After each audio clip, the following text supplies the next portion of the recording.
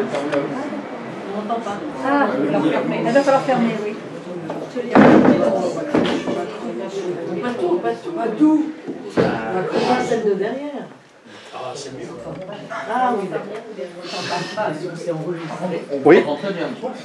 Et après, ça peut être... Est-ce que vous entendrez là, comme ça? Alors effectivement, Yves, donc nos conférences sont enregistrées et ensuite Yves envoie un lien pour aller trouver le blog sur lequel la conférence est diffusée. Hein. Donc si vous voulez recevoir le lien pour aller sur ce blog, ben, laissez votre adresse email si ce n'est pas déjà fait. Si vous l'avez déjà laissé, pas de problème. Mais sinon, vous la laissez à Yves qui, comme ça, pourra vous adresser ce lien. On les upload toutes sur YouTube. Avec l'accord du conférencier. Voilà.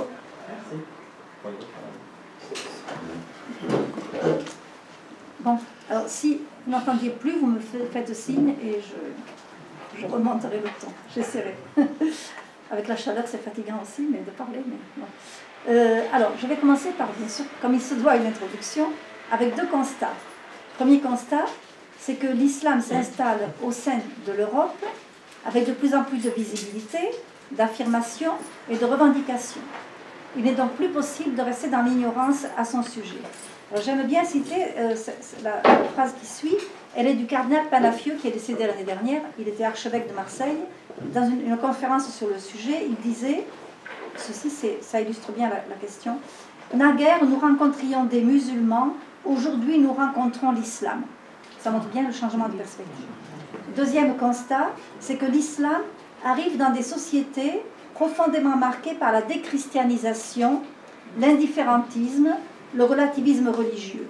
Il y a aujourd'hui de nombreuses confusions doctrinales, des tendances à considérer que tout se vaut, qu'il est indifférent d'être chrétien ou musulman, y compris en tant que citoyen, ce qui est une erreur majeure, je vais essayer de vous le montrer. Parce que, en fait, il faut bien savoir que toute religion délivre un enseignement sur l'homme et l'anthropologie. L'anthropologie, la science de l'homme. Et cet enseignement, il n'est pas comme ça, il découle de la manière dont ladite religion appréhende le mystère de Dieu, ainsi que le rapport entre Dieu et l'homme. Et en l'occurrence, les écritures chrétiennes et musulmanes, bien qu'elles aient certaines convergences, comportent beaucoup de divergences fondamentales sur Dieu et sur l'homme. Ce qui peut induire en erreur, c'est qu'on a souvent les mêmes mots dans les deux religions, christianisme et islam, mais ces mêmes mots n'ont pas forcément le même sens ou le même contenu. Je voudrais dire aussi que ce n'est pas manquer de respect envers l'autre, donc en l'occurrence envers le musulman, que de reconnaître ces différences, pourvu que le souci de la vérité, qui est essentiel, s'accompagne de la charité envers les personnes. Ma devise de travail, c'est une phrase de Saint Paul dans première épître aux Corinthiens, pardon. La charité met sa joie dans la vérité. C'est la devise que j'ai donc mise à mon association. Sans vérité, il n'y a pas de vraie charité. C'est vraiment important ça. Alors je vais donc examiner pour vous ce que le Coran enseigne sur Dieu et la personne humaine, quel type de relation il instaure entre Dieu et l'homme et entre les hommes entre eux. D'ailleurs, on pourrait aussi intituler cet exposé d'une autre manière qui pourrait être « Quel Dieu pour quel homme ?» Quel Dieu pour quel homme, d'accord ? Bon, alors, la première partie, c'est la plus fondamentale, la plus substantielle, donc elle sera forcément plus longue que la deuxième. Donc, la première partie, je l'ai intitulée « La vocation et la destinée de l'homme dans l'islam ». Et dans la deuxième partie, j'évoquerai quelques aspects de l'anthropologie islamique. Donc, voyons la vocation et la destinée de l'homme dans l'islam. Je veux d'abord examiner le regard que le Coran porte sur Dieu, en vous citant un verset du Coran qui résume l'essentiel du credo musulman. Je vous le sais. Ah, quand je cite le Coran, est-ce que vous voulez que je vous donne les références, sourates et versets? D'accord. De toute façon, vous avez tout dans mon livre. Alors, je cite le Coran. C'est Dieu qui est censé parler. Ô vous qui croyez, croyez en Dieu et en son envoyé, donc Mahomet. Croyez au livre qu'il a révélé à son envoyé et au livre qu'il a révélé auparavant. Je vous expliquerai après ce que ça veut dire. Quiconque ne croit pas en Dieu, à ses anges, à ses livres, à ses prophètes et au jour dernier, se trouve dans un profond égarement. Vous voyez, il est question au livre que Dieu a révélé auparavant. dans la logique coranique, les Juifs ont reçu un livre qui est la Torah, directement de Dieu, tombé du ciel, dicté par Dieu. Ils ont falsifié la Torah, d'où l'envoi par Dieu d'un autre prophète, Moïse prophète. L'autre prophète, c'est Jésus, qu'on dit Aïssa, en arabe, on y reviendra, avec l'évangile, toujours au singulier. Dieu ne peut parler que d'une seule manière dans la conception musulmane. Et le Coran reproche aux chrétiens, à leur tour, d'avoir falsifié l'évangile. Vous comprendrez après. D'où l'envoi d'un autre prophète, Mahomet, qui est le dernier prophète, et lui qui vient, qui reçoit, selon la doctrine musulmane, le Coran, livre parfait, inimitable, infalsifiable, etc., le livre définitif. Voilà, c'est pour ça que quand on dit dans le Coran au livre qu'il a révélé auparavant, ça fait référence à la Torah pour les Juifs et à l'Évangile pour les chrétiens. Donc nous avons vu dans ce verset que le Coran délivre un enseignement fondamental sur le Dieu unique, le Dieu éternel, créateur, tout-puissant, omniscient, mais aussi, selon le Coran, bon et miséricordieux, mais en même temps un Dieu qui est prompt à châtier les impies. On reviendra sur tout ça. Donc si vous voulez, comme le christianisme, l'islam se veut un monothéisme. Il y a la croyance et l'adoration du Dieu unique. Mais alors là, attention, il s'agit d'un monothéisme d'une nature différente que le monothéisme chrétien. Il est vrai que le Coran emprunte à la Bible, là je vous ai cité Moïse et Jésus, mais ce n'est pas une religion biblique. L'islam n'est pas une religion biblique. J'insiste beaucoup là-dessus. Le monothéisme islamique est un monothéisme intransigeant. Le Coran utilise un mot spécifique, le mot unicité. On dit tawhid en arabe pour parler de Dieu. C'est le dogme principal de la religion musulmane. Le mot unicité évoque une réalité différente du mot unité. L'unicité, eh bien, elle s'oppose à la vision chrétienne du Dieu Trinité, le Dieu un en trois personnes. Et j'ajoute que l'unité n'est pas incompatible avec la diversité. L'unité, elle évoque la communion dans la différence. Le Dieu auquel nous croyons est un Dieu de relation. Vous voyez, c'est très important. Tandis que le mot unicité, il évoque un Dieu un et seulement un, donc un Dieu de solitude. Ce n'est pas un Dieu de relation, ni en lui-même, ni avec l'humanité. Vous voyez. Et évidemment, ce mot unicité, finalement, bien, il peut contenir en lui-même une idée de radicalisation. Alors les chrétiens croient en un Dieu un et trine, bien sûr, un et trine. On ne peut pas séparer les deux. Pour les musulmans, donc, c'est un Dieu un et seulement un. C'est pourquoi il peut y avoir une ambiguïté lorsque nous disons, ça arrive, avec les musulmans, nous croyons en un Dieu un. C'est trop ambigu, voyez. Il faudrait préciser toujours un Dieu un en trois personnes ou un Dieu trinitaire. Surtout quand on veut parler du Dieu auquel nous croyons, qui s'est révélé en Jésus-Christ, vrai Dieu et vrai homme. Alors non seulement le Coran ignore la réalité du Dieu trinitaire, mais il la comprend, il y a une grave erreur, comme une triade. La triade en question, c'est Dieu, Marie et Jésus. Et cette triade, elle est rejetée et combattue. À plusieurs reprises, Dieu dit dans le Coran, ne dites pas trois. Quand je dis Dieu dit, je ne prends pas ça pour moi, évidemment. Mais sinon, il faudrait que j'emploie le conditionnel à chaque fois. Le Dieu du Coran accuse les chrétiens d'être des associateurs. C'est le péché d'associationnisme. Et c'est extrêmement grave du point de vue musulman, puisque c'est le seul péché que Dieu ne s'autorise pas à pardonner. Le seul péché irrémissible. Vous voyez, on trouve ça dans plusieurs versets du Coran. Au sujet de la Trinité, bon, ça fait bien longtemps que je réfléchis à ces questions. Alors, nous avons en principe le désir de faire connaître le vrai Dieu aux musulmans. Et ça, c'est la pierre d'achoppement, la Trinité. Alors, j'ai eu une astuce qui m'a été donnée, je vous la livre, par un ancien musulman marocain que j'ai rencontré il y a déjà assez longtemps, une vingtaine d'années. Il était devenu chrétien. Et il brûlait du désir d'annoncer l'évangile à ses anciens coreligionnaires. Alors il a imaginé de présenter la Trinité sous forme de multiplication. 1 multiplié par 1 multiplié par 1 égale 1, n'est-ce pas? Et parce que sinon, moi, un imam à Marseille, il y a quelques années, m'a dit, mais vous adorez bien trois dieux. vous dites Dieu le Père, Dieu le Fils, Dieu le Saint-Esprit. Ça fait 1 plus 1 plus 1, vous voyez. Alors, donc cette idée de multiplication, elle me paraît astucieuse. Je ne dis pas que c'est de la haute théologie, attention. Mais il y a aussi Saint Vincent de Paul qui avait fait une analogie pour illustrer la Trinité. Vous savez, il avait rencontré beaucoup de musulmans en Afrique du Nord. Et alors, son analogie était la suivante. Le soleil représente Dieu le Père, la lumière, Dieu le Fils, et la chaleur, Dieu le Saint-Esprit. Les trois sont distincts, mais inséparables. Il ne peut pas y avoir. Voilà. Alors, vous en faites ce que vous voulez maintenant.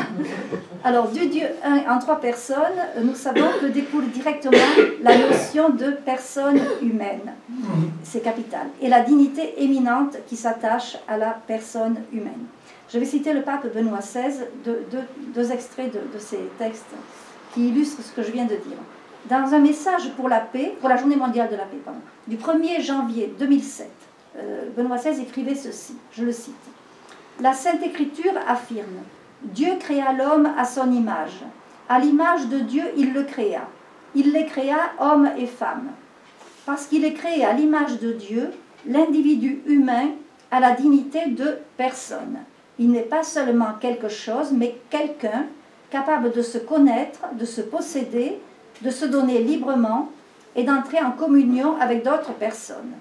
En même temps, il est appelé par grâce à une alliance avec son Créateur, à lui offrir une réponse de foi et d'amour que nul autre ne peut donner à sa place.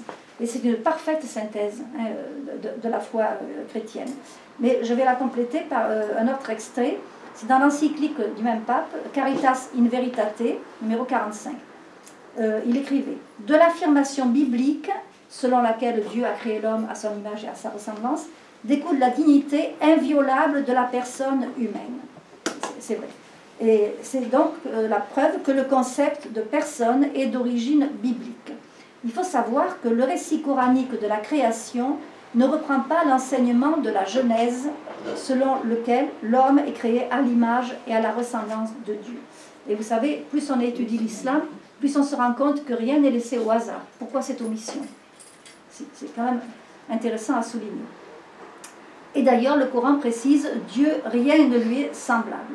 Alors, il y a une chose à noter tout de même, c'est que dans le Coran, comme dans la Bible, l'homme est placé au-dessus de tous les êtres qui constituent la création, dont les animaux, les végétaux, les minéraux. Dieu dit, dans le Coran, « Nous avons certes honoré les fils d'Adam, nous les avons placés bien au-dessus de tout ce que nous avons créé. » Mais là, une différence importante avec la Bible, c'est que l'homme, dans le Coran, n'est pas habilité à donner un nom aux êtres et aux choses qui lui sont inférieurs, donc animaux, végétaux, minéraux, etc. C'est Dieu qui lui enseigne le nom de tous ces éléments de la création, dont l'homme les reçoit passivement de Dieu. Dieu a pris à Adam le nom de tous les êtres, c'est le Coran. L'islam reconnaît bien entendu l'existence d'individus, c'est une évidence. Nous sommes tous des individus, on se voit comme ça. Mais c'est le concept de personne, vous voyez, qui est ignoré par l'islam. Et alors cet individu, selon l'islam, il ne réalise sa pleine dignité qu'à travers il y a 2 conditions. D'abord son état de musulman, je crois que vous savez tous, qui veut dire soumis à Dieu, et l'appartenance de l'individu à l'Oumma. L'Oumma, c'est la communauté de tous les musulmans du monde. Il faut savoir l'étymologie pour comprendre mieux. Le mot Oumma a pour racine O-U-M, qui veut dire matrice ou mère. Vous voyez? Et donc, en fait, on peut dire que c'est comme une matrie. Hein, l'Oumma, c'est la mère qui fait les frères. On est frères à l'intérieur de l'Oumma, mais seulement à l'intérieur de l'Oumma. Vous voyez? Nous, on parle de nos frères en humanité. Voilà, une différence importante. Alors, donc, pris largement, l'Oumma, on peut dire que c'est la communauté islamique. Il faut savoir aussi, et ça c'est essentiel, c'est que le mot personne n'existe pas dans la langue arabe. Je vais vous le prouver. C'est que, vous savez que quand l'islam est arrivé au 7e siècle, très vite, les armées musulmanes sont parties à la conquête des territoires au-delà de la péninsule arabe. Même d'ailleurs en Arabie, il y avait aussi des chrétiens. Donc les chrétiens conquis par l'islam se sont arabisés. Ils ont adopté la langue arabe. Je parle ceux du Proche-Orient. Et ils n'ont pas trouvé dans cette langue un mot pour désigner le mot personne. Qu'est-ce qu'ils ont fait? Ils ont repris un mot de la langue araméenne, la langue que parlait notre Seigneur Jésus-Christ. C'est uknum, qui veut dire personne. Et vous voyez, à partir de là, on peut comprendre, ça ne veut pas dire d'accepter, mais on peut comprendre l'interdiction dans l'islam de représenter les visages. Hein, si vous allez dans les mosquées, vous n'avez que des calligraphies. Il n'y a même pas d'animaux, ni même de fleurs. Et beaucoup de musulmans, malheureusement, accusent les chrétiens d'adorer des statues, des bouts de bois, des pierres, etc. Une autre illustration du fait qu'il n'y a pas la notion de personne, ça concerne la femme, là, notamment lorsque la femme musulmane porte le voile intégral, le niqab ou la burqa. La burqa, c'est en Afghanistan, et le niqab, c'est un peu partout dans le monde arabe, et au Pakistan, je pense aussi. Le voile noir sur le visage. Il ne laisse même pas de place pour les yeux. C'est une invention de Pakistan. Ah oui, ça, bon, alors c'est né au Pakistan. Pakistan, pré-Pakistan. Quand Pakistan était né. Oui, d'accord, oui. Alors, qu'est-ce que ça m'inspire, moi, quand je vois une femme avec le visage complètement dissimulé? Eh bien, est-ce que ce n'est pas la négation de cet être humain en tant que personne, voyez? Parce que tout de même, c'est par le visage que nous discutons, que nous nous rencontrons. C'est essentiel pour la convivialité, pour la vie en société. Voilà. Alors, d'autres conséquences résultent de la doctrine de l'unicité divine.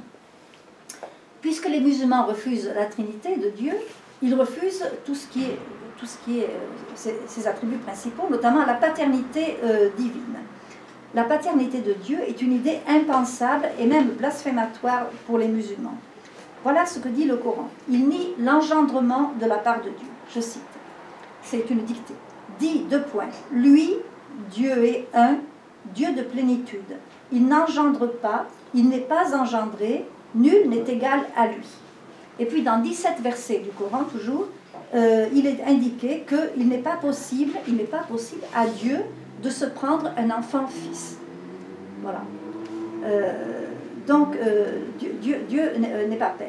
Il faut comprendre aussi que du point de vue musulman, la notion de paternité, elle n'est comprise que sous l'angle biologique et non pas spirituel. C'est pourquoi donc, on ignore la notion de fécondité spirituelle et on ne prend en compte que la fécondité génitale. Il faut souligner aussi que l'islam se méfie de toute approche anthropomorphique. Pour eux, l'idée que Dieu soit père, qu'il ait un fils, c'est pas normal, c'est le propre de l'homme. C'est pas possible que Dieu s'abaisse, si vous voulez, à cette condition humaine. Ça peut être sacrilège pour les musulmans. Alors si nous disons que Dieu est père et qu'il a un fils, Jésus, évidemment, c'est un scandale. Qu'est-ce que ça veut dire? La conclusion, c'est que Dieu a épousé une femme, puisqu'il a un fils. Vous voyez? Alors, est-ce que c'est Marie? Bon. Ce n'est pas clair dans le Coran. Mais en tout cas, vous voyez, il y a un reproche très grave qui est adressé aux chrétiens, toujours dans le Coran, je vous le cite. Les chrétiens ont dit, : le Messie. Alors quand il y a le mot Messie dans le Coran, c'est un titre d'honneur, ça n'a rien à voir avec le Messie du christianisme. Les chrétiens ont dit, le Messie, c'est Jésus, non, est fils de Dieu. Telle est la parole qui sort de leur bouche. Ils répètent ce que les incrédules disaient avant eux, que Dieu les anéantisse, ils sont tellement stupides. Voilà ce qu'on dit de nous dans le Coran. Hein, voilà. Or, l'engendrement du Fils par le Père, nous savons bien qu'il s'opère en Dieu et non pas hors de Dieu. Jésus est l'unique, engendré, non pas créé, comme nous le disons dans le credo, hein, engendré, non pas créé. Il est engendré non pas dans le temps, mais avant les siècles, dans l'éternité de Dieu. Hein. Voilà, je pense qu'il faut bien être au clair avec tout ça. Alors, le Dieu du Coran est un Dieu créateur, maître, juge, mais il n'est pas le Père des hommes. Et même l'islam refuse le sens symbolique et adoptif, mais néanmoins réel, donc de la paternité divine. C'est pourquoi vous comprenez bien sûr qu'une prière comme le Notre Père est impensable pour des musulmans. Mais je vais vous citer le titre d'un très beau livre que j'ai lu, qui a été écrit par une Pakistanaise, devenue chrétienne, Bilkis Sheikh. Ah, Bilkis Sheikh, oui, j'ai connu. Je connais. Ah bon, d'accord. Alors, dans son pays, au Pakistan, alors que c'est très dur là-bas, eh bien, elle a pu se procurer une Bible, elle l'a lue en continu. de A à Z, comme ça, petit à petit. Et à travers l'histoire biblique, elle a découvert comment Dieu accompagne un peuple pour le préparer à l'incarnation de son Verbe, et comment Dieu donc, est un Père, puisqu'il accompagne le peuple. Alors elle s'est faite chrétienne, elle convertit, et elle a intitulé le récit de toute son histoire par ce titre qui est très éloquent, « Dieu, j'ai osé l'appeler Père ». J'ai osé l'appeler Père. C'est très beau, vous voyez, parce que le verbe « oser » montre le déconditionnement extraordinaire dont un musulman a besoin pour découvrir la paternité de Dieu. Ça suppose un bouleversement intérieur certain.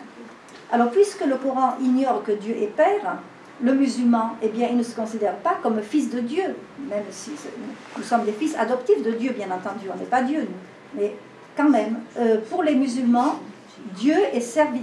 l'homme est serviteur ou esclave de Dieu. Il y a un prénom très répandu, Abdallah, en arabe, qui veut dire serviteur ou esclave. C'est vrai que des chrétiens le portent aussi. Nous aussi, Marie à l'Annonciation dit « Je suis la servante du Seigneur », mais ça n'a pas tout à fait le même sens, pour ne pas en dire plus. Voilà, donc il faut faire attention en utilisant les mots toujours. Alors je reviens encore à Benoît XVI. Dans le message que j'ai déjà cité tout à l'heure, pour la Journée mondiale de la paix en 2007, il évoque la notion de l'alliance de Dieu avec l'homme. Là aussi, c'est une réalité inconnue en islam. Il est question d'Abraham dans le Coran. C'est pour ça d'ailleurs qu'on dit, mais c'est trop ambigu pour retenir ça, on parle des 3 religions abrahamiques. Mais ce n'est pas tout à fait le même Abraham. Il y a des points communs, mais tous les personnages qui sont dans la Bible ont été islamisés. Vous voyez, qui sont empruntés à la Bible, ils ont été islamisés. Et il manque bien des personnages essentiels aussi. Donc, ne disons pas trop vite les 3 religions abrahamiques. Alors, Abraham est une des figures les plus éminentes du Coran, c'est vrai.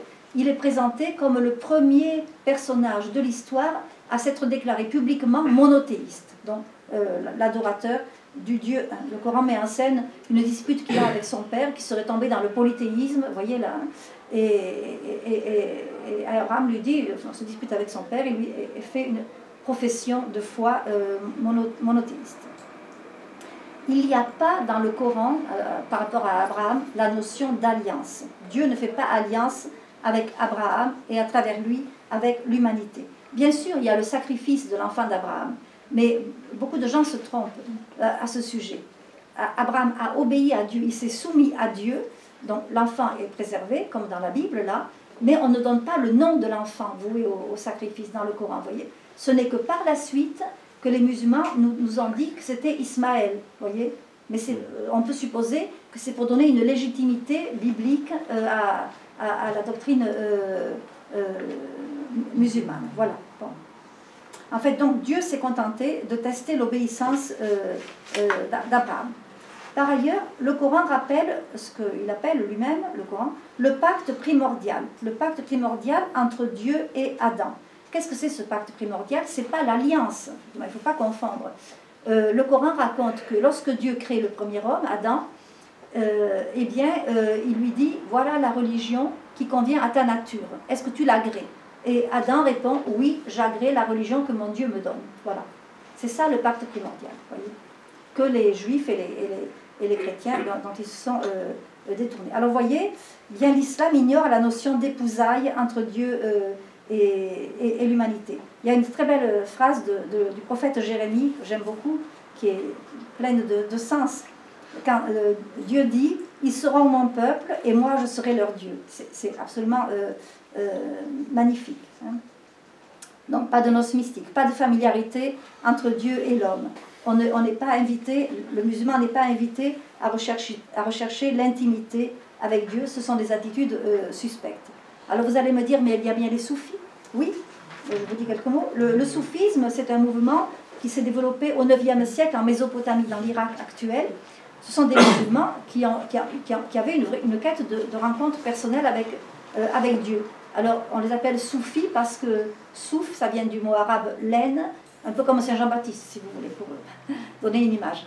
Et d'où le nom qu'on leur a donné. Donc, ces gens avaient une quête de relation avec Dieu. Certains allaient très très loin. Ils ont été persécutés très vite. Il y a eu des drames affreux à Bagdad.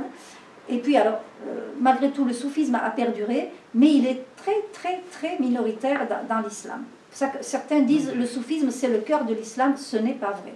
Parce que l'immense majorité des musulmans, on ne leur enseigne pas le soufisme. Il y a des pays où il n'y a pas du tout de soufis. Soufis sous diverses dénominations, parce qu'il y a des confréries qui ont été fondées. Au Maghreb, il y a des confréries soufis. Mais au Liban et en Syrie, il n'y en a pas, par exemple. Vous voyez. En Turquie, vous avez les derviches tourneurs. Vous connaissez ça. Vous voyez, donc, ne donnons pas une trop grande importance. J'ai une amie musulmane avec qui je dialogue beaucoup à Paris.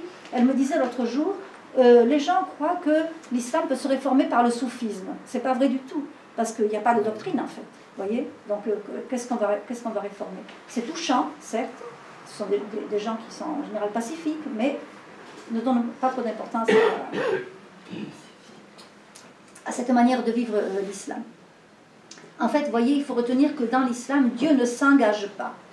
L'islam ne retient de Dieu que sa transcendance, que montre bien d'ailleurs l'architecture des mosquées avec le minaret, surtout quand il y a divers styles, c'est vrai, mais quand le minaret est très haut. En fait, rien de ce qui touche à Dieu ne touche à l'homme et réciproquement. Il s'agit, avec l'islam, d'une transcendance absolue et définitive. D'ailleurs, le Coran dit à propos de Dieu, Dieu est impénétrable, inaccessible, inconnaissable. Impénétrable, inaccessible, inconnaissable.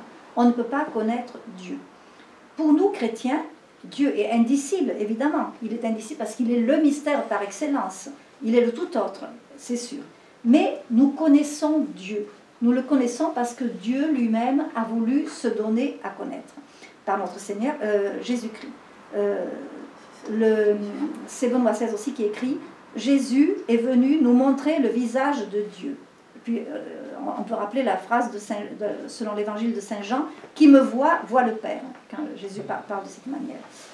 Dans un de ses livres sur Jésus de Nazareth, toujours Benoît XVI, excusez-moi, c'est mon maître, le pape écrivait « Jésus est venu apporter Dieu ». C'est la mission de Jésus. Et encore une fois, Benoît XVI, dans Caritas in Veritate, que j'ai déjà mentionné tout à l'heure, le christianisme est la religion du Dieu qui possède un visage humain. C'est très beau, hein, il faut les lire ces textes. Donc le Coran instaure une distance infranchissable entre Dieu et l'homme, une distance qui exclut toute idée d'incarnation et donc toute immanence. Le Dieu de l'islam est un Dieu transcendant et seulement transcendant. C'est là où je dois évidemment aborder la question de Jésus. Jésus dans le Coran est un prophète et seulement un prophète. Et en plus, inférieur à Mahomet. Alors, en arabe, dans le Coran, ce n'est pas Jésus traduit en arabe, c'est Aïssa, I-2-S-A. Le nom de Aïssa n'a pas de signification. C'est étrange. Il y a des chercheurs qui essaient de trouver le sens, l'origine. Pourquoi est-ce que ce Jésus, on l'appelle Aïssa dans le Coran? Il y a diverses versions, je n'entre pas dans les détails là.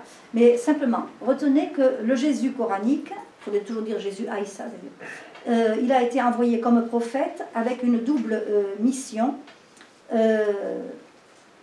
Pardon, excusez-moi, je ne me trompe pas de renvoi là. Oui. C'est donc apporter l'évangile et annoncer la venue de Mahomet, le dernier des prophètes. Et puis le Coran, quand même, c'est très important, fait l'impasse complète sur la passion, la crucifixion et la mort et la résurrection de Jésus. En fait, l'impasse. Il y a la négation plutôt. Le Coran dit « ils », c'est les Juifs, ils ne l'ont pas tué, ils ne l'ont pas crucifié, cela leur est seulement apparu ainsi.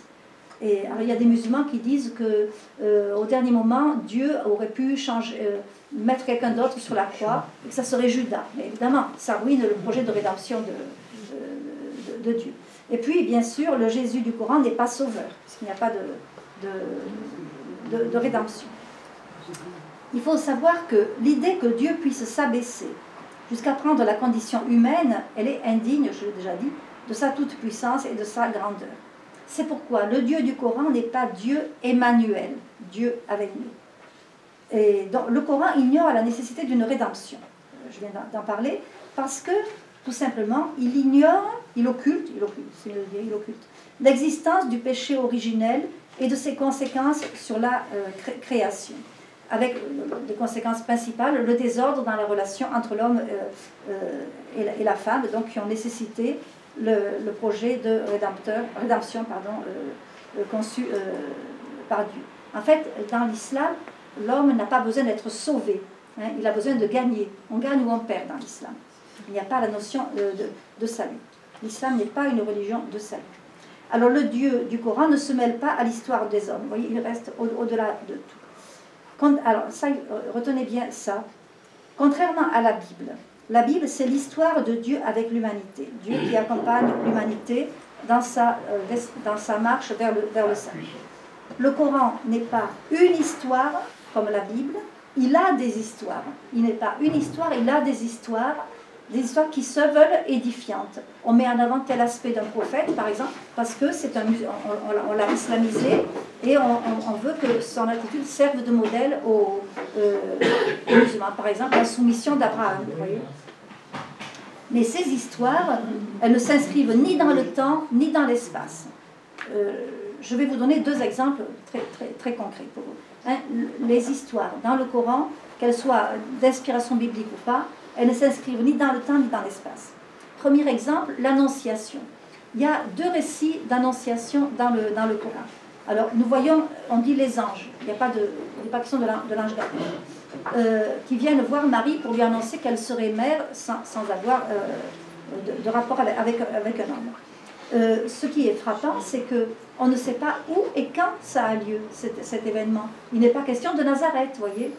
On ne sait pas où c'est. En plus, dans le Coran, il y a une confusion concernant Marie. Marie, elle est présentée à la fois comme la mère de Aïssa, très bien, mais aussi comme la sœur de Moïse et d'Aaron. Moïse et Aaron, dans l'Ancien Testament, avaient bien une sœur qui s'appelait Mariam. En arabe, c'est Mariam, pas Myriam. D'accord? Alors, il y a 13 siècles, je crois, qui séparent les deux maris. Vous voyez, donc l'histoire, finalement, ne compte pas. L'autre exemple concerne la naissance de Jésus, d'Aïssa. Dans le Coran, elle n'est pas localisée. Il n'est pas question de Bethléem. Et on ne sait pas quand. Il n'y a aucun indice qui peut montrer à quelle époque cela s'est passé. Voilà. En fait, dans le Coran, retenez bien ça, c'est que c'est la loi qui est l'objet de la révélation coranique et non Dieu lui-même. Hein? Dieu ne se révèle pas, il ne dit rien de son essence, il n'est pas Dieu amour. Aucun commandement dans le Coran ne demande aux musulmans d'aimer Dieu. Alors bien sûr, il y a le mot aimer quand même dans le Coran. Mais voyez, Dieu aime telle ou telle catégorie d'individus et il y a d'autres catégories qu'il n'aime pas. C'est énuméré, mais je passe parce que ça nous amènerait trop loin. Simplement, le verbe aimer, là, mettons, Dieu n'aime pas les corrupteurs. C'est écrit dans le Coran. Mais où Dieu aime les hommes pieux. Très bien. Chaque fois qu'il y a le verbe aimer, ça évoque l'attitude d'un maître satisfait ou insatisfait de son serviteur, et non pas l'attitude d'un père aimant ouvrant ses bras à son enfant prodigue. Vous voyez, il n'y a pas de sacrement dans l'islam, donc il n'y a pas de sacrement du pardon, bien entendu. Donc la vocation du musulman, c'est d'obéir à Dieu et à sa loi. L'homme est créé pour être soumis à Dieu, louer sa grandeur et l'adorer, et c'est par le moyen du culte musulman que l'on décline en 5 piliers. Vous savez, on dit les piliers de l'islam sont les piliers du culte. Hein, la prière, le jeûne, le pèlerinage, etc. Bien sûr, un musulman, on ne peut pas généraliser non plus, il faut faire attention. Un musulman peut très bien obéir à Dieu par amour, mais ce n'est pas ce qui est demandé. Ce qui importe, c'est l'obéissance formelle, si vous voulez, et surtout visible. Hein. La visibilité a beaucoup d'importance dans l'islam. Et ainsi, le musulman gagne la récompense du paradis. Et le musulman doit aussi obéir à Mahomet, pas seulement à Dieu, puisque Mahomet est le beau modèle. Mahomet, finalement, on peut dire qu'il est au centre de l'humanisme musulman. Voilà, le Coran dit ceci. Obéissez à Dieu et à son prophète. Quand on dit à son prophète, c'est toujours Mahomet. Et il y a un autre verset. Quiconque obéit à Dieu et à son prophète jouit d'un bonheur sans limite. Il y a d'autres traductions, moi j'ai au moins 5 ou 6 traductions différentes du Coran, où on dit quiconque obéit à Dieu et à son prophète obtient une grande réussite.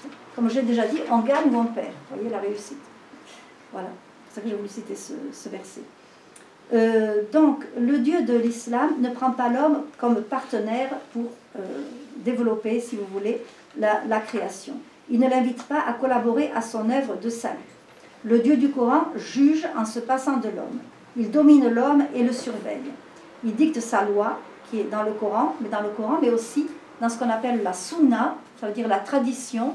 En fait, la sunna, c'est un énorme recueil, plusieurs recueils, pardon, où on a rassemblé, avec des témoins divers, tout ce que Mahomet aurait dit, fait, même ses silences sont consignés, en telle ou telle circonstance. Et cette sunna a une importance considérable comme source du droit. C'est la deuxième source du droit après le Coran. Parce qu'en définitive, le Coran parle peu d'aspects législatifs. Donc on complète par la sunna, et donc il faut en tenir compte de ça aussi. C'est le Coran et la sunna qui servent de source à la charia, la loi islamique. Voilà. Finalement, dans le Coran, Dieu communique avec l'homme à travers un livre muet. Alors à ce sujet, il faut faire attention aussi à une confusion. Tout à l'heure, j'ai évoqué les trois religions abrahamiques. On a parlé du monothéisme au tout début, vous vous rappelez. Et il y a aussi une formule très répandue, les trois religions du livre. Attention, le catéchisme de l'Église catholique, vous irez voir, au numéro 108, est très clair là-dessus. Le christianisme n'est pas la religion du livre. Nous sommes les disciples d'une personne vivante, notre Seigneur Jésus-Christ, et non pas d'un livre. En plus, quand on dit les religions du livre, ça voudrait dire qu'on a un livre en commun avec les musulmans, ce qui n'est pas juste. Malheureusement, des théologiens catholiques tombent dans ces confusions aussi. Oui, alors donc l'homme n'a pas besoin d'être sauvé dans l'islam, il a besoin d'être guidé, et c'est ainsi que le Coran se présente comme une guidance. Je vous cite le verset. « Quiconque aura suivi ma guidance ne s'égarera pas et ne sera pas misérable. Et celui qui se détournera de mon rappel, le rappel c'est sous-entendu le rappel du pacte primordial dont j'ai parlé tout à l'heure, Adam et Dieu, celui qui se détournera de mon rappel, le rappel c'est le Coran, donc, une vie de misère sera son lot. Vous voyez toujours, on gagne ou on perd. Donc tout ça fait que le musulman vit constamment sous le regard de Dieu. Dieu est le premier, le plus grand, l'omniscient. Tous les actes de la vie, même les actes les plus profanes, sont placés sous le regard de Dieu. Si vous fréquentez des musulmans, vous vous en rendez compte. Mais c'est un regard que l'on ne peut pas approcher. Le Coran le dit lui-même. Les regards, sous-entendus humains, ne sauraient atteindre Dieu. Alors que lui, Dieu, il peut atteindre les regards. Il est le subtil, l'informé. En fait, il faut retenir ceci. C'est que le Coran renforce la fragilité de l'être humain pour mieux affirmer l'absolu divin. Alors, l'homme musulman se trouve placé devant un choix, opter pour le bien ou le mal, c'est vrai. Mais d'où vient le mal? Ça, c'est une question extrêmement grave qui, selon moi, n'a pas encore eu de réponse définitive. Bien qu'il y a des auteurs musulmans, j'ai une grosse bibliothèque islamique chez moi, qui disent que Dieu est à l'origine du bien comme du mal. Oui. Mais dans le Coran, ce n'est pas clair. En tout cas, il n'y a pas de péché originel, je l'ai déjà dit. Simplement, le Coran raconte que Adam a désobéi à Dieu, mais Dieu a remis la création telle qu'elle était dans son projet initial. Et que le premier péché d'Adam a été pardonné aussitôt, et il n'y a aucune conséquence. Donc, le mal, vous voyez, on sait bien que ça vient du péché originel. C'est pas Dieu qui a créé le mal, qui a voulu le mal. C'est pas Dieu qui est à l'origine du mal. Voilà, ça c'est un problème. Et Adam, qu'est-ce qu'il a fait Adam pour désobéir? Comme dans la Bible, il a mangé un fruit des Voilà, oui, mais tout seul. Oui, oui. Non, Ève n'est pas nommée. On parle de la femme d'Adam. Voilà. Non, c'est très allusif, vous voyez. Il n'était pas question de manger du fruit de l'arbre du bien, du bien et du mal. Alors, le Coran dit ceci en parlant du bien et du mal. Les musulmans croient en Dieu et au dernier jour, ils commandent le bien et interdisent le mal. Ils se hâtent dans les œuvres de bien et ils sont parmi les vertueux. Les œuvres de bien, évidemment, c'est la charia, en gros. Tout ce qui est mal équivaut à une transgression à la loi révélée par un Dieu souverain. D'où l'importance extraordinaire du juridisme dans l'islam. C'est très très impressionnant. La loi est primordiale. nous entendons sans cesse parler du halal et du haram. Halal, c'est autorisé, haram, c'est interdit. Harem, vous savez, le mot harem vient de haram aussi. Les femmes sont dans un lieu interdit aux autres hommes en dehors de l'âme. Le licite et l'illicite. Pour ça, il y a des traités infinis qui concernent... si on a le temps, après je vous raconterai une histoire que j'ai vécue en Égypte il n'y a pas longtemps, c'est inimaginable. Alors le bien suprême, c'est la croyance dans le Dieu unique et l'attestation publique de cette croyance. Je dis plutôt croyance que foi, parce que toujours Benoît XVI, quand il n'était pas encore pape, donc le cardinal Ratzinger, avait publié pour le jubilé de l'an 2000 de l'unicité et de l'universalité du salut en Jésus-Christ. En résumé, excusez-moi, je dis ça comme ça, je n'avais pas noté.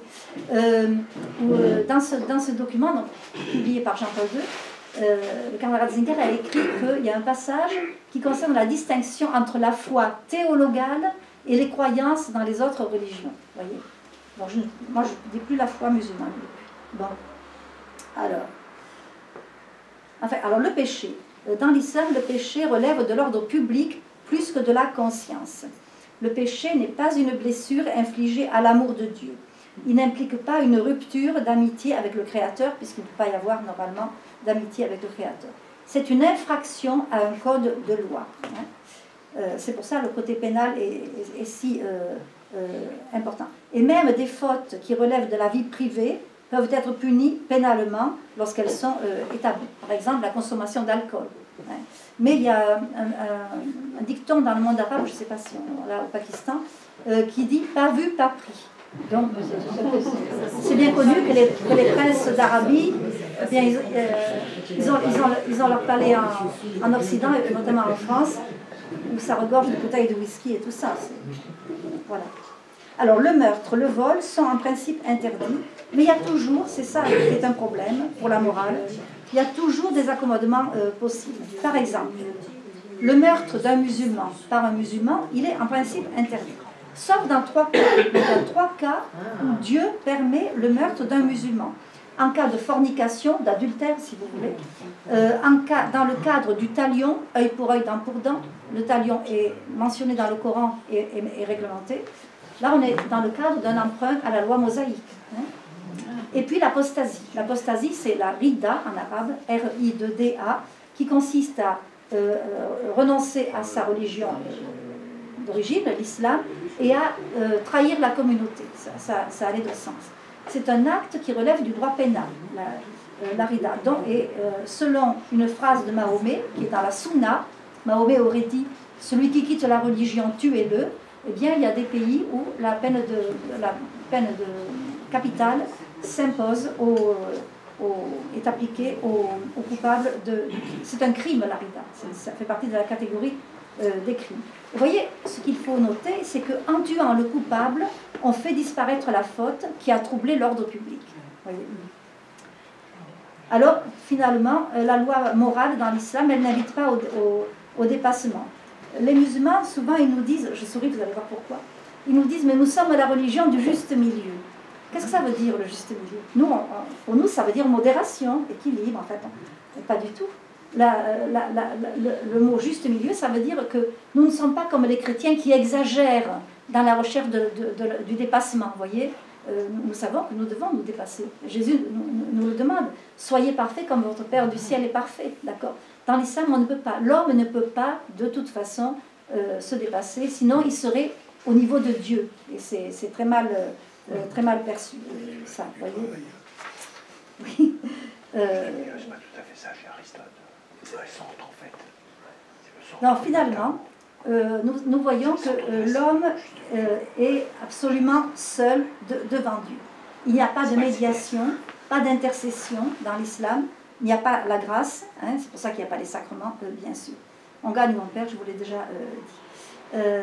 Là, il y a un emprunt à une hérésie, l'hérésie de Pélage, le pélagianisme, je ne sais pas si vous la connaissez. Elle est du IVe siècle, qui met l'accent sur le volontarisme. On n'est pas sauvé gratuitement, mais par ses propres forces. Voyez, c'est une hérésie condamnée par l'Église. dont Dieu ne transmet pas sa grâce par la voie sacramentelle. C'est pour ça qu'il n'y a pas de sacerdoce dans l'islam. Il y a des hommes de religion, bien entendu, pour gérer la religion, les imams, les oulémas, etc. Mais il n'y a pas de religieux. Distinguons bien hommes de religion et religieux.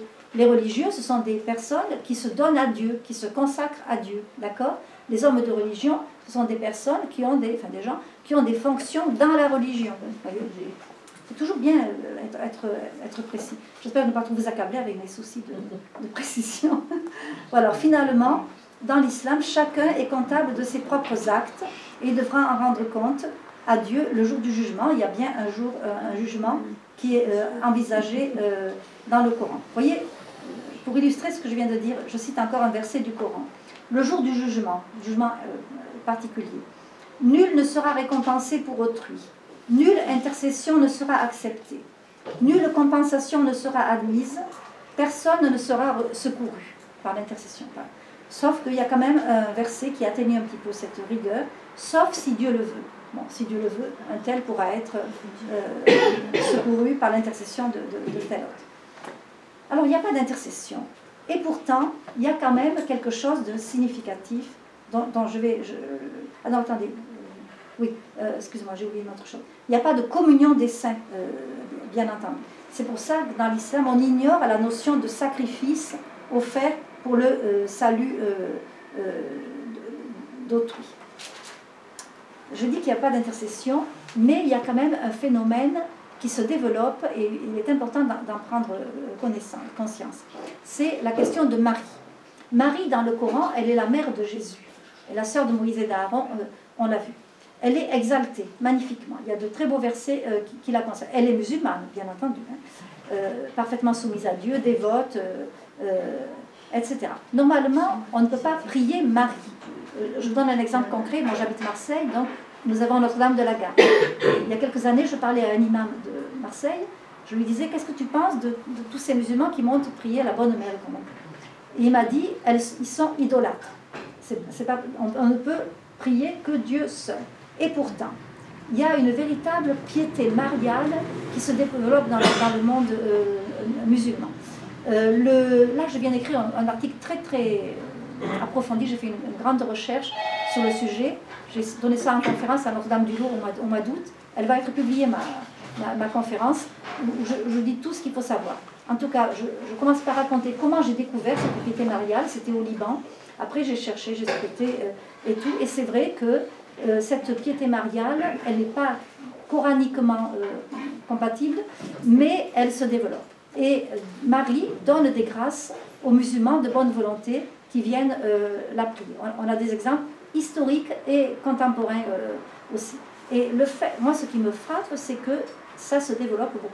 Dans tous les sanctuaires dédiés à Marie autour de la Méditerranée que j'ai visités, j'ai toujours vu des musulmans prier et certains obtenir des grâces. Il y a des ex-voto aussi, à Éphèse par exemple, à la maison de Marie en Turquie, qui ont été déposés par des musulmans. Je connais un cas d'une guérison miraculeuse aussi au Liban, obtenue par un petit garçon jordanien venu avec sa mère prier Marie. Il était atteint d'une maladie incurable.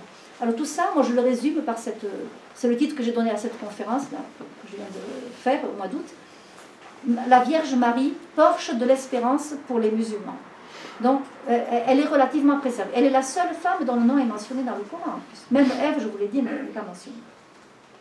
Donc, il y a quelque chose qui a échappé au rédacteur du Coran. Alors, nous devons... Ben oui, parce que pour moi, c'est pas Dieu, le rédacteur du Coran.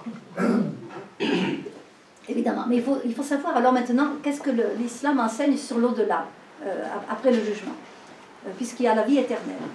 Il y a la résurrection des corps qui est prévue également. Mais qu'est-ce que c'est cet au-delà? Là-haut, l'homme n'est pas appelé à la vision béatifique. Il n'est pas destiné à partager la gloire de la Trinité, à vivre par Dieu, avec lui et en lui. Une belle formule, ça. Donc, si vous voulez, je peux reprendre là la phrase d'un dominicain de Toulouse, que j'ai bien connu, il est mort maintenant, le père Jacques Jaumier. Le voile qui sépare l'homme de Dieu demeurera dans le paradis de l'islam. Alors le paradis, c'est le lieu, c'est comme une réalité terrestre, matérielle, si vous voulez, Il n'y a pas la vision béatifique, hein, mais tout est donné par surcroît. Là, on pourra boire de l'alcool. Puis on parle aussi beaucoup des houris qui attendent les hommes. Hein. Les femmes, contrairement à une idée répandue, ont accès au paradis aussi. Le Coran est très clair. Oui.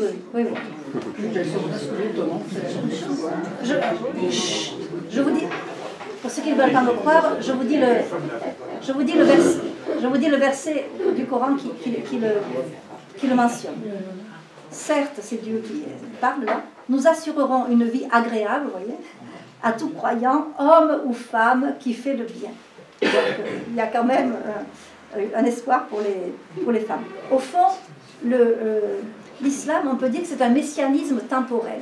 Hein, et pas le sens, ça n'a pas le sens que nous donnons à ce mot. Ça n'a pas de lien avec la rédemption. C'est pour ça les musulmans, plus ils dominent, plus ils sont riches, plus ils se répandent dans le monde, plus ils y voient un signe de la bénédiction divine. Vous voyez, un messianisme temporel. Voilà, alors, il y a l'enfer, bien entendu, pour les mauvais musulmans, hein, mais c'est un enfer provisoire, une punition temporaire. L'enfer, évidemment, est peuplé des musulmans qui ont renoncé à l'islam, et puis les autres, les juifs, les chrétiens, les agnostiques, les polythéistes. Et les femmes, non, alors, non, il y a une phrase attribuée à Mahomet, mais l'authenticité n'est pas absolue, parce qu'il y a des degrés dans les phrases attribuées à Mahomet aussi. Le Coran raconte que Mahomet est parti en voyage nocturne jusqu'au dernier ciel avant Dieu, quand même. Et il a traversé beaucoup d'endroits, et en revenant, il a dit « J'ai vu l'enfer, il n'y avait que des femmes ». Mais par ailleurs, mais attendez, mais par ailleurs il a dit aussi, enfin, il aurait dit, le paradis est sous le pied des mères. Autrement dit, plus, mesdames, vous avez des enfants, plus vous avez chance d'aller au paradis. Voilà. Et bien entendu, il n'y a pas de purgatoire, c'est normal, puisqu'il n'y a pas la vision béatifique. L'âme n'a pas besoin d'être purifiée. Oui, ce sont des réalités matérielles, c'est des réalités de l'enseignement sur les fins dernières. Voilà. Je me suis beaucoup attardée là-dessus, mais je pense que c'était quand même les fondements. Alors, je vous donne quelques illustrations concrètes de l'anthropologie islamique. Par exemple, il y a un téléphone qui... Excuse-moi, qu'est-ce que ça?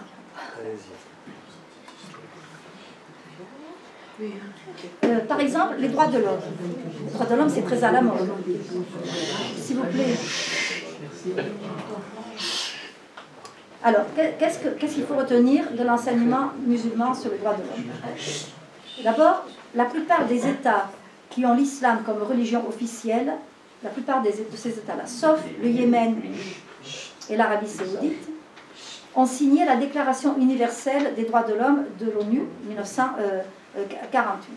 Mais les États signataires, ça c'est très important, c'est dommage, ils n'ont pas accordé leur législation avec les principes de ce document lorsque ces principes contredisent ou sont incompatibles avec les principes de la charia. Vous voyez? Et alors ils ont élaboré leur propre déclaration. Nous avons des déclarations islamiques des droits de l'homme. Et il y en a au moins 3. Alors, on y voit dans ces déclarations certaines convergences, certes, avec les grandes déclarations universelles, mais aussi des divergences essentielles, comme par exemple le maintien des châtiments corporels, qui sont considérés par les déclarations universelles comme des peines inhumaines et dégradantes. Je pense à l'amputation de la main et du pied du voleur, la lapidation de l'adultère, etc.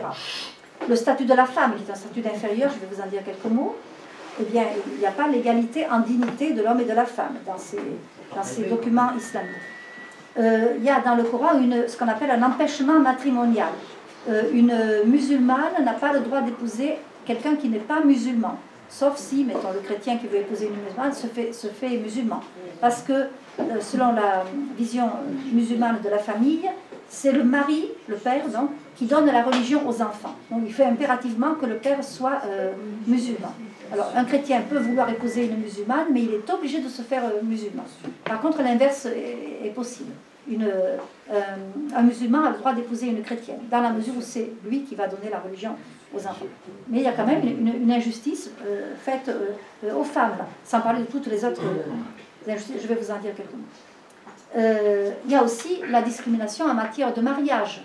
Selon le droit musulman, le Coran est très clair là-dessus, la fille ne peut hériter que de la moitié de la part de son frère.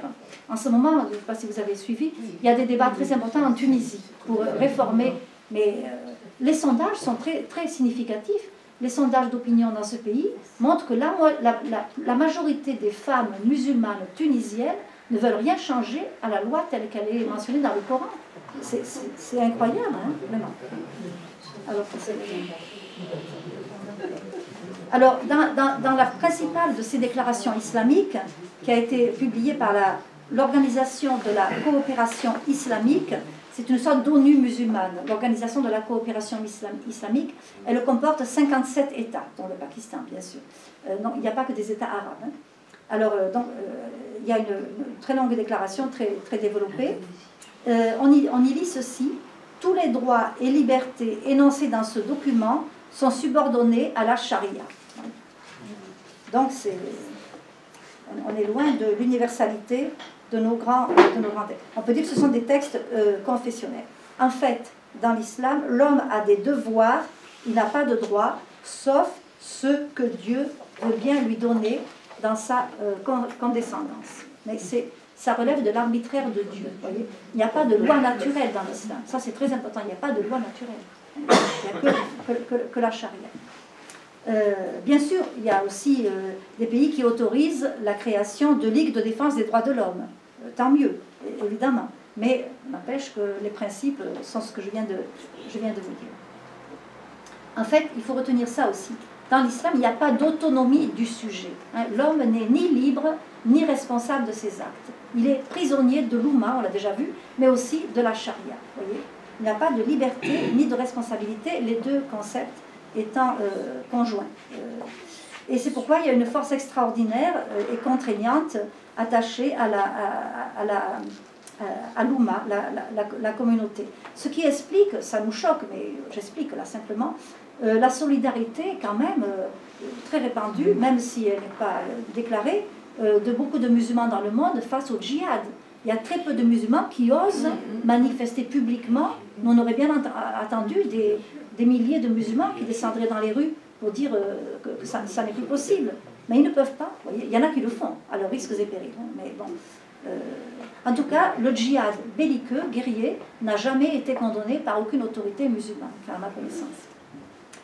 Alors, il n'y a pas d'égalité entre les hommes. Hein, donc, c'est à travers l'Ambouma qu'on est frères. Donc, il y a la question du prochain qui se pose. Que signifie le mot prochain en islam? J'avais un ami lazariste né en Syrie qui est décédé. Il a fait beaucoup de travaux sur ces questions-là. Il explique que le mot prochain dans l'islam, il n'a pas le sens qu'on lui donne, nous, dans l'évangile, mais à travers l'évangile, mais il dit le prochain, c'est celui qui est proche de vous par la parenté. Là, vous êtes à côté de moi, devant moi, vous êtes mon prochain. Mais vous voyez, c'est tout. Donc c'est très limité.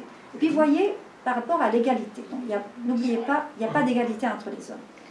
Dieu dit, le Coran dit, Dieu en a élevé certains hommes au-dessus des autres. Ça, c'est la position de principe. À partir de là, il y a 3 inégalités foncières qui sont mentionnées dans le Coran. Je vous les donne, les 3. Le musulman est supérieur au non-musulman. Le Coran dit, fait dire à Dieu, vous êtes la meilleure des communautés suscitées parmi les hommes. Donc, supérieur aux autres. L'homme est supérieur à la femme. Le Coran dit ceci. Les hommes sont... Pourquoi on rit toujours quand on parle des femmes? Je suis frappée.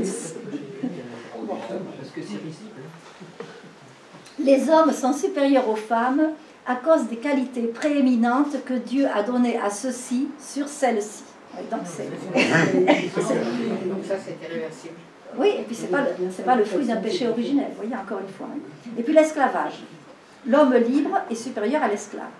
Alors, je vous cite le verset. Dieu a favorisé certains d'entre vous plus que d'autres dans la répartition de ses dons.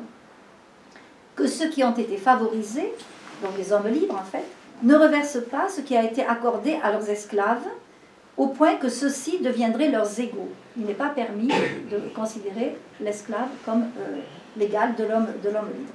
Et il n'y a aucune mesure qui a été prise pour l'abolition de l'esclavage dans le monde musulman. Et nous savons que cette pratique, elle continue à être effective dans des pays comme le Soudan, la Mauritanie, le Mali, etc. Vous voyez, le Coran recommande une certaine mansuétude à l'égard des esclaves, mais il n'établit pas l'égalité. Maintenant, voyons ce qui concerne les non-musulmans. Donc, le musulman, je vous l'ai dit, supérieur aux non-musulmans. Selon la doctrine classique, dans un pays à majorité musulmane, le pouvoir doit être détenu par les musulmans. L'État, donc, ne peut être que confessionnel. Je dis bien confessionnel et pas théocratique. Il ne faut pas confondre les deux. Ça peut être une théocratie, oui. Théocratie, c'est quand c'est un homme de religion qui gouverne, mais ce n'est pas toujours le cas. Mais la dimension confessionnelle, elle est imparable. Il n'y a pas de laïcité, d'accord? Là où les musulmans sont majoritaires, ce sont des musulmans qui doivent gouverner. Parce que c'est ainsi qu'on garantit l'application de la charia. C'est pourquoi dans des pays à majorité musulmane, seuls les musulmans possèdent la plénitude des droits attachés à leur état de ressortissants. Le concept de citoyenneté tel que nous l'entendons, nous, en Occident, n'existe pas dans l'islam. Malgré certaines déclarations récentes qui commencent à évoquer cette question-là. Au synode auquel j'ai eu l'honneur de participer en 2010, nous avons beaucoup travaillé la question de la citoyenneté. En fait, les juifs et les chrétiens sont considérés dans le Coran comme les gens du livre, hein, on a déjà vu ça. Je vous cite le verset qui les concerne et qui fonde une législation tout à fait particulière et discriminatoire. C'est Dieu qui parle là. Combattez, donc à l'impératif, combattez ceux qui ne croient pas en Dieu et au jour dernier, bien sûr le Dieu du Coran. Ceux qui ne déclarent pas illicite ce que Dieu et son prophète ont déclaré illicite. Combattez ceux qui, parmi les gens du livre, donc les juifs et les chrétiens, ne pratiquent pas la vraie religion. Combattez-les jusqu'à ce qu'ils paient directement le tribut, avec un T, après s'être humiliés. Le tribut, c'est un impôt spécial. On appelle la jizya. Après s'être humilié. Vous voyez, le mot humilié est essentiel pour comprendre. Donc, à partir de ce verset coranique, les juristes musulmans ont forgé un concept que maintenant, tout le monde connaît le mot en Occident, enfin je crois, la dimitude. Le mot dimitude, c'est un néologisme français qui vient du mot arabe dimma, D-H-I-2-M-A, qui se traduit littéralement par protection. Mais attention, le mot protection, il est ambigu là. Donc, le juif et le chrétien qui vit dans un pays islam et majoritaire ont le droit de garder leurs convictions religieuses et le culte dans certaines proportions et des limites. Et en contrepartie, ils doivent payer cet impôt spécial, le tribut. Un impôt supplémentaire au tribut de tout un chacun, bien entendu. Et donc c'est une protection, vous voyez, soumise à condition. Hein. C'est une protection qui n'implique pas l'égalité de tous. Et alors la dimitude, elle a été codifiée de manière extrêmement détaillée au XIe siècle par un juriste musulman, Mawardi. J'ai chez moi son traité, il a été traduit en français. Mais c'est inimaginable, tous les détails. Je vous donne juste quelques exemples. Interdiction de sonner des cloches. Interdiction à un chrétien ou un juif de construire une maison plus haute que celle de son voisin musulman. Interdiction de monter à dos de cheval, parce que c'est la monture noble réservée aux vrais croyants que sont les musulmans. Et bien sûr, interdiction de sonner. Pendant des siècles, les musulmans des pays conquis par l'islam n'avaient pas le droit de construire des églises. Même en Égypte, jusqu'à il y a très peu de temps, c'était pratiquement impossible. Avec le maréchal Sissi, ça change un peu. Il y a une vraie ouverture de sa part, mais c'est pour dire. Alors, la dimitude, je ne m'étends pas trop là-dessus, vous voyez, c'est un système profondément injuste. Et bien, elle a été abolie à la demande, sous la pression de l'Europe, sur l'Empire ottoman, l'Empire turc, donc qui dominait une grande partie du monde du Proche-Orient et du Maghreb. Elle a été abolie par les sultans en 1860. Seulement, dans les faits, elle n'a jamais vraiment été, elle a disparu. Alors il faudrait prendre pays par pays, c'est ce que je fais dans mon livre sur les chrétiens du Proche-Orient. Là, chaque pays est différent. Même si elle n'a pas été, même si elle n'existe, Monsieur, vous poserez la question après. même si elle n'est pas maintenue de jure, comme on dit de droit, elle est souvent maintenue de facto dans les faits. Et en tout cas, un des grands principes, j'ai oublié de dire, de la dimitude, c'est qu'en aucun cas, un juif ou un chrétien ne peuvent participer à l'élaboration des orientations politiques. Donc, pas de ministre, pas de grade supérieur dans l'armée, etc. Mais encore une fois, je ne veux pas généraliser parce qu'il ne faut pas généraliser. Il y a des améliorations qui sont faites. Mais le principe reste posé. Alors, maintenant, la femme. La femme n'a pas une dignité égale à celle de l'homme. Hein. On a vu, je vais juste reprendre quelques idées que j'avais développées dans un long article que j'avais fait sur la femme. Alors, il y a quand même une chose à noter, c'est que le Coran mentionne l'origine commune de l'homme et de la femme. Je cite, « Ô homme, craignez votre Seigneur qui vous a créé d'un seul être et qui de celui-ci a créé son épouse et qui fit naître de leur union un grand nombre d'hommes et de femmes. » Donc, origine commune. Mais, comme je vous l'ai déjà dit, le Coran enseigne la supériorité de l'homme à cause des qualités par lesquelles Dieu a élevé ceux-ci au-dessus de celles-là. Donc, le Coran instaure une différence de rang, de degré, de dignité et la subordination de la femme à l'homme. C'est un état voulu par Dieu et non pas, encore une fois, la conséquence du péché originel. Dans la Bible, il faut relire de temps en temps ces passages de la Genèse qui sont tellement merveilleux. Surtout quand on voit Adam qui découvre la femme que Dieu a placée à ses côtés et où il dit c'est l'os de mes os, la chair de ma chair. C'est d'une très grande beauté, bien entendu. Donc il n'y a pas dans le Coran l'alliance fondatrice des origines que mentionne l'Ancien Testament. Alors l'origine commune, d'accord, mais c'est à peu près tout. La préférence du Dieu du Coran pour les hommes, elle se manifeste par la marginalisation des femmes dans le texte sacré de l'islam. Je vous ai dit, en dehors de Marie, aucune femme ne voit son nom mentionné. On dit la femme d'Adam, les épouses du prophète, c'est les femmes de Mahomet, comme il a eu, comme on le sait, plusieurs femmes. Même sa femme préférée, Aïcha, oui, pardon, Aïcha. J'étais en train de penser à une autre chose qu'il a épousée alors qu'elle avait 6 ans, mariage consommé à 9 ans, mais ça c'est dans la Sunna. Hein. La Sunna reprend énormément de témoignages de Aïcha, vous ne pouvez pas imaginer.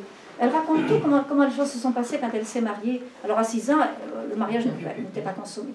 Mais elle jouait à la poupée sur les genoux de son mari, par exemple.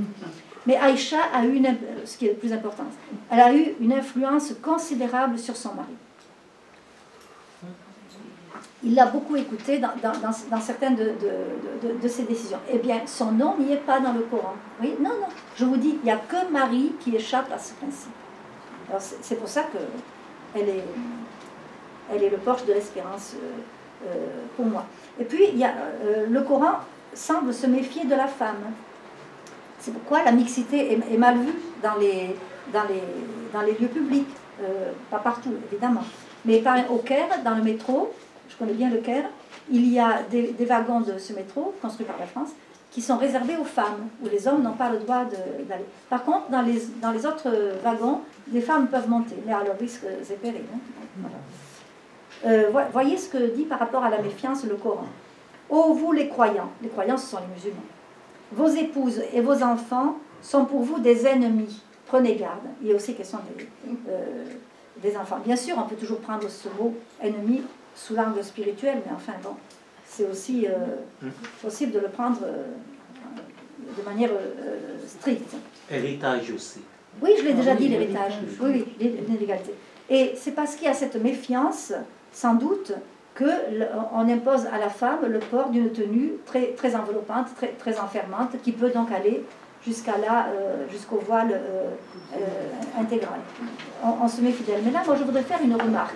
Souvent, on dit, eh bien, la femme qui sort voilée dans la rue, elle est mariable, elle est droite, elle est pudique, tout ça. Mais quel regard l'islam porte sur l'homme? Un homme qui serait incapable de se maîtriser en voyant une femme? Oui, non, mais c'est important ça. Mais on n'y pense jamais. On dit toujours, ben l'homme il a de la chance, il peut avoir plusieurs femmes. Ben, non, hein, voilà. Pour moi, le voile, surtout le voile intégral, c'est l'enfermement de la femme. Alors, est-ce que la femme dans l'islam a une vocation spirituelle? Alors, comme je vous l'ai déjà dit, oui, elle est donc appelée, elle peut gagner le paradis. Je vous dis juste quelques mots du statut juridique et social de la musulmane. Mais ça, c'est très important. En islam, l'état normal et souhaitable de la femme, c'est le mariage. Une femme qui n'est pas mariée, il y a quelque chose qui ne va pas. De toute façon, même pour les hommes, l'islam désapprouve le célibat. Tout à l'heure, je vous ai dit, il n'y a pas de vie consacrée, il n'y a pas de religieux, d'accord? Si le célibat est voulu, il apparaît comme contre-nature. S'il est subi, il peut être le signe d'une malédiction divine. Bien sûr, le Coran sait que Jésus était célibataire, Aïssa. Mais alors, les musulmans disent qu'à la fin des temps, Jésus reviendra, c'est pas dans le Coran ça, Jésus reviendra, et avec Mahomet, ils prieront tous les deux en direction de la Mecque, et certains disent qu'il se mariera, et certains vont jusqu'à dire qu'il se mariera avec une Palestine. Alors, le mariage est très important. Mahomet aurait dit, celui qui se marie accomplit la moitié de la religion. Alors attention, accomplir la moitié de religion ne veut pas dire que c'est un acte religieux. Il n'y a pas de sacrement, comme je l'ai déjà signalé. Mais c'est un acte lié à la religion. Qu'est-ce que la définition exacte du mariage? Elle est terrible. Le mariage est un contrat par lequel la femme devient licite à l'homme. La femme devient licite à l'homme. Donc l'homme a le droit de faire tout ce qu'il veut avec elle. Mais c'est un contrat. Maintenant, il y a parfois des cérémonies à la mosquée, bien entendu. Mais ce n'est pas la priorité. La priorité, c'est le contrat enregistré devant un notaire. Donc on se marie pour obéir à Dieu, pour se soumettre à sa volonté. Retenez bien ceci, c'est que dans l'islam, le mariage méconnaît complètement la notion de conjugalité, qui est une notion admirable, qui est chrétienne. La conjugalité, elle évoque l'alliance. Le mariage chrétien, c'est le reflet de l'alliance d'un homme avec une femme, c'est le reflet de l'alliance de Dieu avec l'humanité. Vous voyez, c'est très très beau. Je pense qu'on oublie trop ça. Et s'il n'y a pas de conjugalité dans l'islam, eh bien, ça permet évidemment la polygamie. En fait, seule la femme est tenue à la fidélité envers son mari. L'homme, lui, il a le droit d'épouser jusqu'à 4 femmes en même temps. Mais oui. Et donc voilà. Et il a le droit aussi de châtier ces femmes. Le Coran dit ceci aux hommes. Admonestez celles dont vous craignez l'infidélité. Vous craignez, on n'est même pas sûr qu'elles soient infidèles. Reléguez-les, c'est au pluriel, oui. Reléguez-les dans des chambres à part et frappez-les. Mais ne leur cherchez plus querelle si elles vous obéissent. Il y a ce verset qui est terrible aussi, il est dans le Coran. Vos femmes sont pour vous un champ de labour. Allez à vos champs comme vous le voudrez.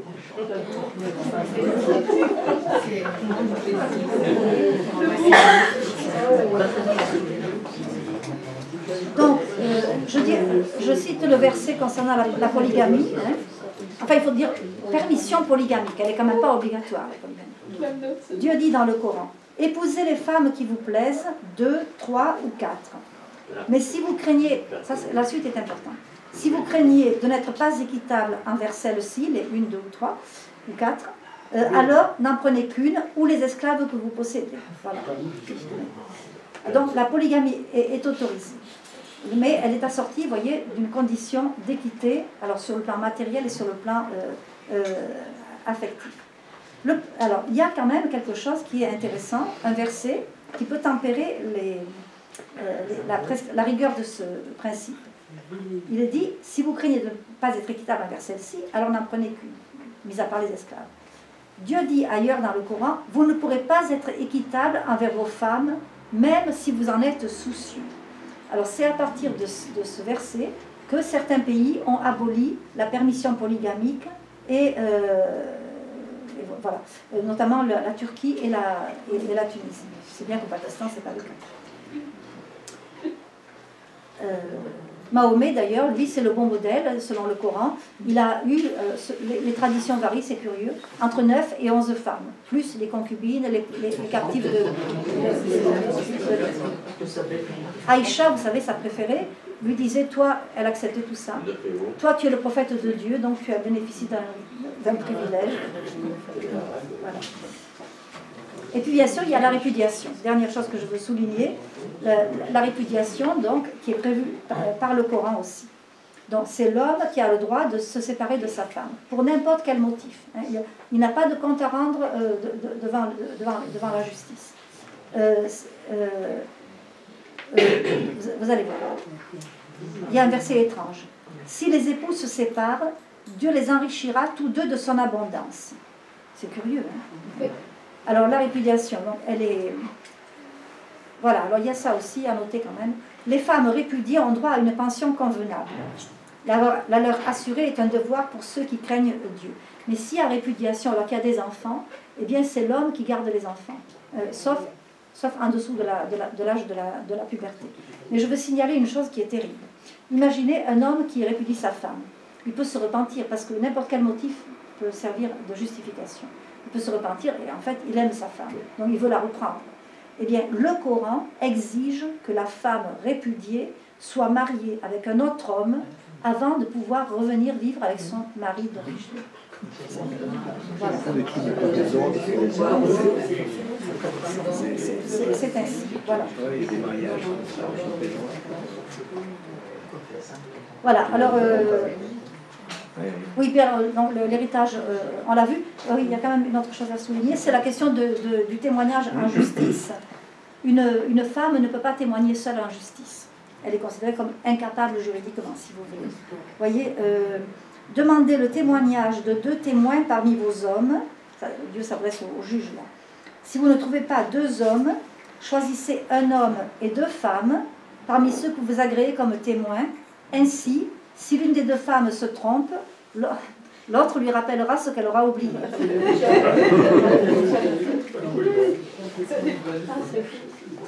Alors cela dit, le Coran n'empêche pas la fille d'aller à l'école, d'avoir une éducation. Alors évidemment, ça varie vraiment beaucoup selon les pays. Elle n'est pas non plus interdite d'exercer des fonctions politiques. Vous avez eu Benazir Bhutto au Pakistan, enfin on sait qu'elle a été assassinée après. Voilà. Bon, alors j'arrête là. Je veux conclure maintenant.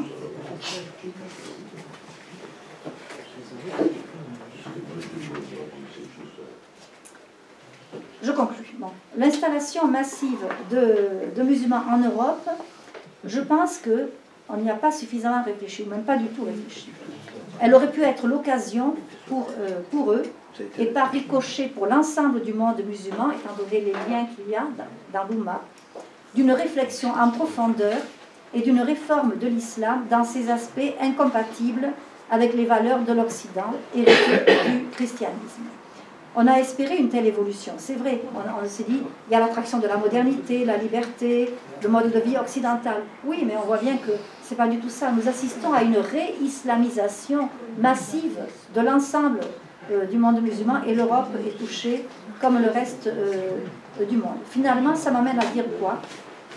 C'est que le modèle de société proposé par l'Europe aujourd'hui, il ne séduit plus les musulmans. Hein, et donc, il est devenu même un objet de mépris. L'apostasie, hein, les lois iniques, contraires à l'ordre naturel des choses, que vous comprenez bien de quoi je veux parler, l'individualisme, tout ça, le consumérisme, tout ça fait que l'Europe est maintenant objet de mépris qu'on n'a plus du tout envie de limiter, comme c'était le cas il y a 100 ans. Il y a 100 ans, il y a eu un vrai mouvement d'imitation de l'Europe dans le monde musulman. Maintenant, c'est fini. Donc, le contexte actuel n'incite pas les musulmans à l'autocritique et à la réflexion pour remédier aux maux dont souffre l'Oumma. L'Oumma traverse une crise gravissime, vous voyez bien, la barbarie, on s'entretue, tout ça, on s'anathématise les uns les autres. Et donc c'est gravissime. Et nous, qu'est-ce que nous faisons pendant ce temps? Nous nous enfonçons dans notre situation. Au lieu d'être ce que le pape François, il a une formule que j'aime bien, qui peut s'adapter à la circonstance, nous devrions être un hôpital de campagne auprès du monde musulman, pour l'aider justement à trouver des solutions aux maux qui l'habitent, qui semblent irrémédiables, puisque le Coran est un livre incréé pour Dieu. Mais n'empêche qu'on ne peut pas se satisfaire de voir cette misère qui se répand dans le monde musulman. Si on est chrétien, ce n'est pas possible. Cela, je termine. Il y a aujourd'hui tout de même un mouvement de réforme dans une partie des intellectuels musulmans. Mais le problème, c'est qu'ils sont très très isolés. Souvent, ils sont passibles de sanctions pénales. Certains risquent leur vie pour le courage qu'ils ont. Mais enfin, on doit quand même tenir compte de tout ça, voyez. Et ma dernière phrase, ce sera une citation d'un prêtre libanais, un très bon ami, qui avait eu cette remarque devant le pape Jean-Paul II. Voilà ce qu'il disait. Je pense que c'est pour nous ça. Hein. Il importe que notre témoignage soit un témoignage véridique. Certains diluent le message évangélique sous prétexte de le faire mieux accepter. Cette attitude frise le mensonge. D'ailleurs, bien des musulmans nous demandent d'être de bons chrétiens. Ainsi, devons-nous être vrais et vivre la vérité de l'Évangile avec force et audace dans toute notre vie. Bon, c'est la meilleure réponse à apporter au défi de l'islam. Il ne s'agit pas de nier que l'islam est un défi redoutable, mais nous devons lui apporter une réponse inspirée de l'Évangile. Et il ne faut pas oublier une chose, c'est que quand on étudie l'histoire du Proche-Orient, ce que je fais depuis longtemps maintenant, eh bien, on se rend compte que l'islam, depuis le 7e siècle, prospère sur la faiblesse des chrétiens.